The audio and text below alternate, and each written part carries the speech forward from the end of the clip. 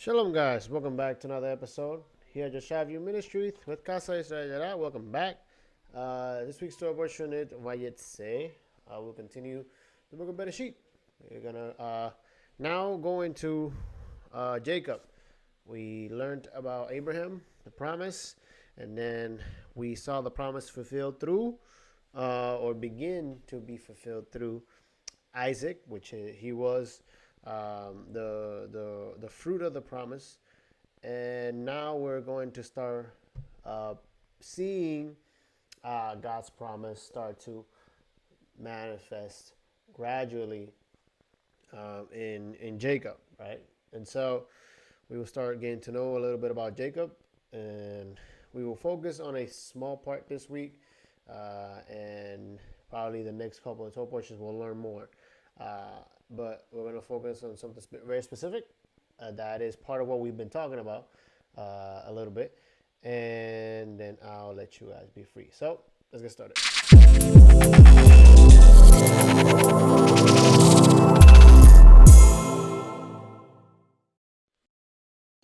So like I said, this week's Torah portion, Vayetzei, starts in Genesis chapter 28, verses 10 through chapter 32, verse 3. The Haftarah, the prophet's portion, is Hosea chapter 12, verses 13 through chapter 14, verses 10. And the Brit Hadashah, or New Testament portion, is John chapter 1, verse 43 to 51. The biography of Jacob is an independent personality, a patriarch in his own right. And it now begins. Utterly alone and friendless, embarking on a long, perilous journey that is to take him from Beersheba in southern Canaan to Haran in northern Mesopotamia. His character is to be tested and redefined. His personality molded and transformed and experienced. It's typically non-descriptive biblical style. The narrative provides no details about the adventures or trials or tribulations of Jacob in the course of his trek. Only that the bare facts that he sets out and that he arrives at his destination. This follows a pattern of accounts of Abraham's 3-day journey to Moriah and of his service mission to Aram Naharaim. In the present instance, however, the silence of details are broken by the highlighting of a single momentous encounter on the way. An encounter not with man, but with God. The event draws on the cycle of Jacob and Esau, the story, and prepares the reader for a new phase in the life of Jacob. So, this is a picture of the trek trail that Jacob will be following. It has Esau's journey too here, and it has Jacob's sons seek pastures. And so here is after obviously the promise, the blessing that was given to Jacob, stolen, taken, all that drama between his brother. Now is he officially left his father's home to embark on a journey to the land that his descendants and his father Abraham came from, to find refuge in a marriage and a future life. And so Jacob's journey encompasses almost as much territory as those of his grandfather Abraham. Unlike Isaac, who was content to live in the Negev, Jacob roamed from northwest Mesopotamia to Egypt. Jacob and his brother Esau grew up in the Negev in the vicinity of Gerar and Beersheba. The numerous wells and area blunted the effects of the nearby deserts and supplied water for his father's flocks. After tricking Esau out of his birthright, later deceiving Isaac to secure the blessing of the firstborn, Jacob traveled north to his ancestral home, Padan Aram, to find a wife. His route took him to Luz, where in a dream God reaffirmed his covenant made with Abraham and extended it to Jacob. In gratitude, Jacob renamed the place Bethel, house of God, and vowed to return with God's help. Okay? So, it's a lot of reading today. Genesis 28, verse 10 through 16. Before we do this reading, let's do the Torah blessing. ברוך אתה אדוני אלוהינו מלך העולם אשר בחר בנו מכל העמים ונתן לנו את תורתו ברוך אתה אדוני נותן התורה Blessed Adonai who is blessed. Blessed Adonai who is blessed not forever. Blessed are you, Adonai, our God, sovereign of the universe, who has chosen us from among the peoples and given us the Torah. Blessed are you, Adonai, who gives the Torah. Amen. So, Jacob left Beersheba and set out for Haran. When he reached a certain place, he stopped for the night because the sun had set. Taking one of the stones there, he put it under his head and lay down to sleep. He had a dream in which he saw a stairway resting on earth, with its top reaching the heavens, and the angels of God were ascending and descending on the stairs. There above it stood the Lord, he said. I am the Lord, the God of your father Abraham and the God of Isaac. I will give you your descendants to the land in which you are lying. The descendants will be like the dust of the earth, and you will spread out from the west and to the east, to the north and to the south. All peoples on the earth will be blessed through you and your offsprings. I am with you, and I will watch over you wherever you go, and I will bring you back to this land, and I will not leave you until I have done what I have promised you. When Jacob awoke from his sleep, he thought, surely the Lord is in this place, and I was unaware of it. While Jacob sleeps unsuspectedly in this place, he receives a dream revelation. Superficially, the episode recalls a phenomenon of incubation, right? It's a customary throughout the ancient world, both Near Eastern and classical, for a devotee to sleep in the sacred precinct of a temple in order to induce the deity to reveal its will. However, the present narrative emphatically disassociates Jacob's experience from this pagan practice by stressing the wholly unplanned nature of his stopover. This complete anonymity of the place and the total unexpectedness of the theophany. So, obviously, the incubation phenomenon is tied to the ritual of them in ancient times praying, seeking an oracle or an answer from the gods. So they will make an offering. They will sleep on the temple and expect that answer. And we see something similar with Balaam. And so now, obviously, the situation with Jacob is very different because Jacob is experiencing something very interesting, very different than that, of course. But he's experiencing something very similar to his father Abraham, right? And in the case, he is called to leave everything he has because he has an inheritance.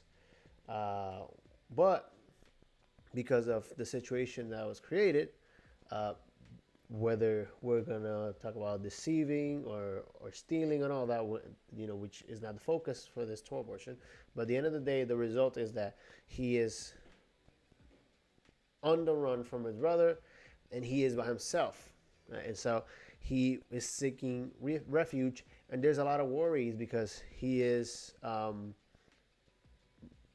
trying to find the way by himself because he doesn't have his mother or his father, and now he is the firstborn, but he does not live as the firstborn because of his abrupt exit from his land. And so the way it's described here is that there's a phenomenon in which he lays his head down, and then God in a dream reveals himself to him, right? And he reveals himself to him as the God of the promise given to his father Abraham and Isaac, which is interesting because it's very specific, right? It gives us a glimpse of the knowledge that Jacob has that is passed down, that when God reveals himself to him, he reveals himself with a specific description that embodies God's word. Okay? And so here Jacob is comforted because you have to think about it. Everything that has happened to one extent is due to the fact that Jacob followed his mother's instructions, and everything that is happening to him is based on the fact that one, Esau despised his birthright when the lentils came in the picture, and because his mother obviously told them, do this and let that curse fall on me. And so, to an extent, he's been in a very chaotic situation in which he has to accept the responsibilities that may or may not have been his, but now they are, and he has to now embrace this in the process of fleeing to a land that he doesn't know, to family member that he probably has heard of but has never met, with a lot of power and responsibility when it comes to the firstborn, but you cannot enact on it, or you can enact on it because obviously you're not in the place to do so. And so it can be very stressful. And so you can imagine maybe Jacob is in stress, doubt, fear, right? Into the unknown. And he gets to this place and bam, dream. And God is giving him a direct message, okay? So it says, he was afraid and said, how awesome is this place? This is none other than the house of God. This is the gate of heaven. Early the next morning, Jacob took the stone and he had placed under his head and set up as a pillar and poured oil on top of it. And he called that place Bethel, though the city used to be called Luz. All right. Then Jacob made a vow, saying, if God will be with me and will watch over me on this journey I'm taking, and will give me food to eat and clothes to wear, so that I return safely to my father's household, then the Lord will be my God. And this stone that I have set up as a pillar will be God's house. And all that you give me, I will give you a tenth. In the ancient world, cult symbols such as the pillar set up here are abundantly observable. For example, Abner has documented independent sites that featuring standing stones in the Negev and eastern Sinai alone. An additional 36 have been identified in Iron Age Israel. Right, very interesting. These standing stones could at times be deified, considered to contain the essence of the deity, probably the function of the two found in the vicinity of the Iron Age temple on earth at the Israelite Ararat. Others were believed to represent ancestral spirits, whereas others could simply stand as memorials of treaties or special events. In early Israelite history, such stones were acceptable, but as time progressed and they were more inclined to serve the same function as images of worship, they were rejected along with the idea that the deity can inhere a physical object. This explains why some pillars are innocent enough and legitimate, while others represent apostasy. Most standing stones were unhewn, though some had minimal adornments, and a few had intricate reliefs. The stele of Baal from Ugarit. In these contexts, the standing stones may well be intended to mark where the presence of God is manifested in Jacob's vision. Jacob has slept in what is, in effect, the antechamber of a temple, and has a stairway leading to the gate of the Lord's presence. And has set up a standing stone either to mark the Holy of Holies at the top of the stairway or the place where Yahweh stood.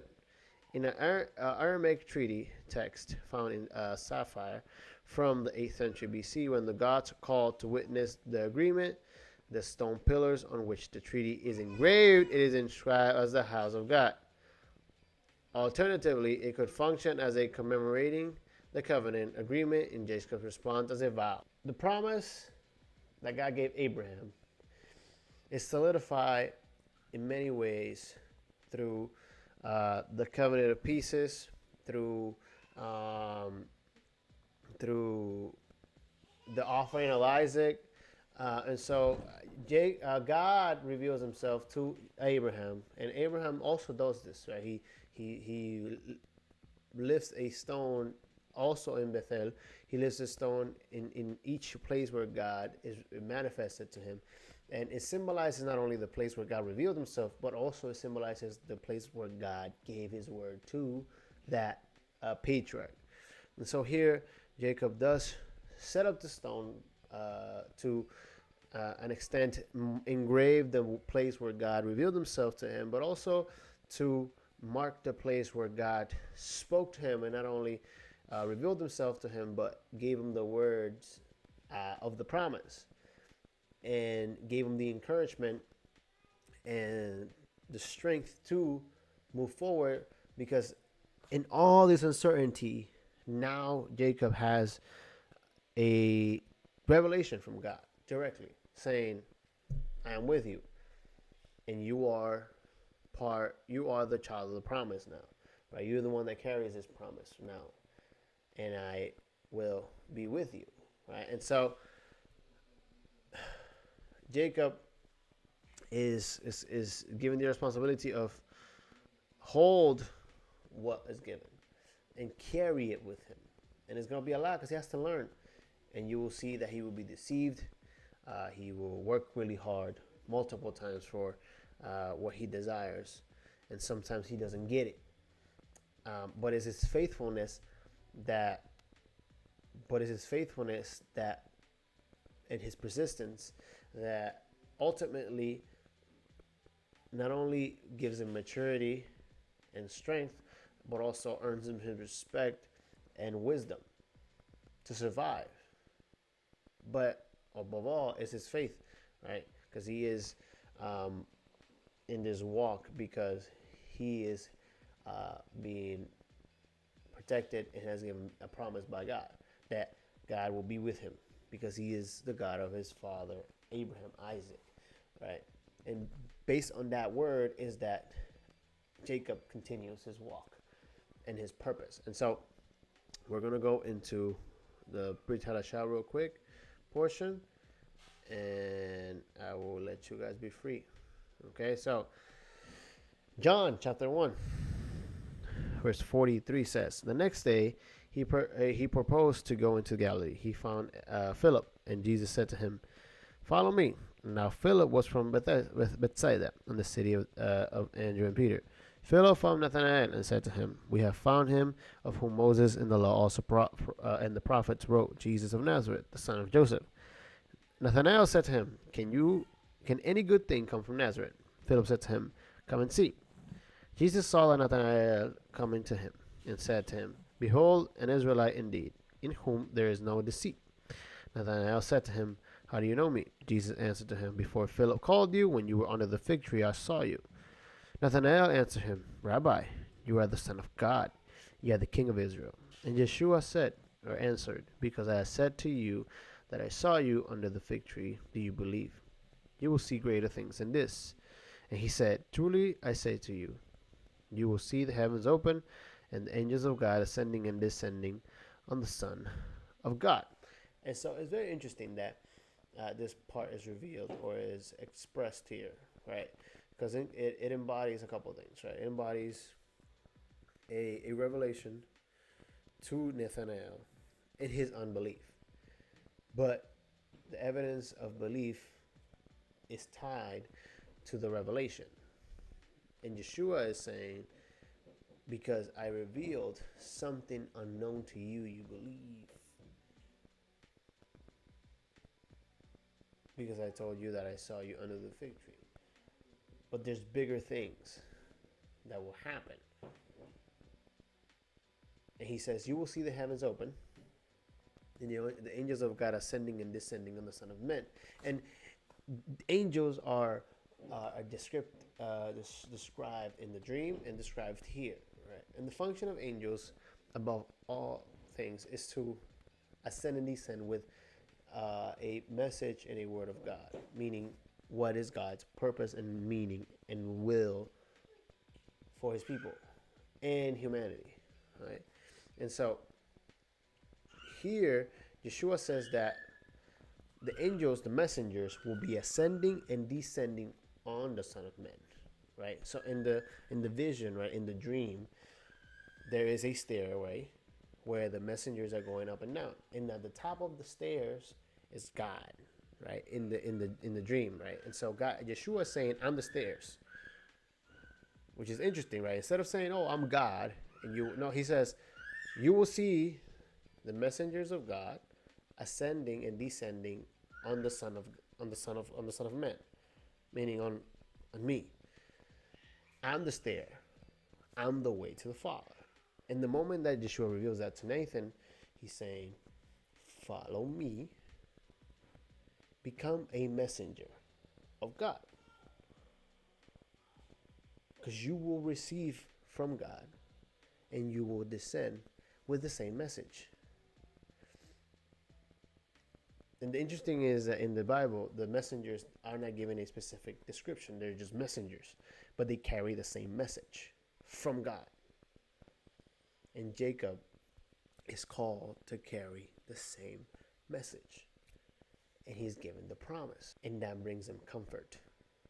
And his prayer is, if God gives me what is necessary and sustains me, he will be my God. And God says, I will. And Yeshua says, we will see that happen. Heaven's open and messengers coming up and going down, delivering God's message. And so it is interesting that Yeshua uses this to let us know that bigger things are happening and will happen. And he is the way to the Father. So we're going to keep going in this journey together. It's very simple, I think.